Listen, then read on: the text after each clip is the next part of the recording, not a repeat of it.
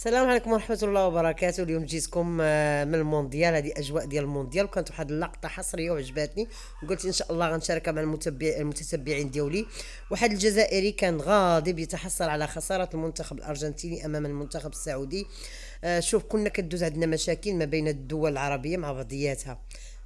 كما حنا عندنا مشاكل مع الجزائر، مع هذه يعني كلها كيجي على البلاد ديالو. فهمتي؟ في معتقداته، في افكاره، في سياسته، هما كيقولوا حنا كنقولوا. ولكن شوفوا، حنا هاد اللقطه بغيت نقول لكم، كما قال الحسن الثاني: شوفوا من حشر في مع من حشرنا الله في الجوار.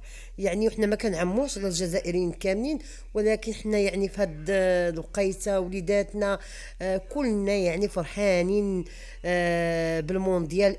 اولا انه في دوله عربيه في قطر، ونظمات تبارك الله بواحد الطريقه هائله. يعني كنفرحوا بان دوله عربيه اسلاميه.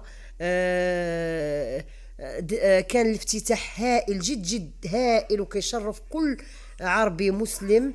وزياده على ذلك، ملي كيكون منتخب عربي لاعب مع منتخب اجنبي فكنشجعوا، لان الدماء العروبه اللي فينا راه خاصنا نشجعوا منتخب العربي. المنتخب السعودي كنا فرحانين بوليداتنا، برجالتنا، باهلنا، بحبابنا.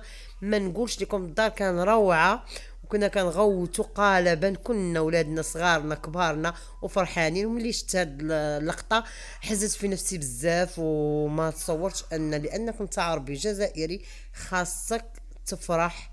السواعده اللي زعما شرفونا وشرفوا الكره العربيه، وغلبوا واحد المنتخب اللي 36 ماتش ما تغلبش.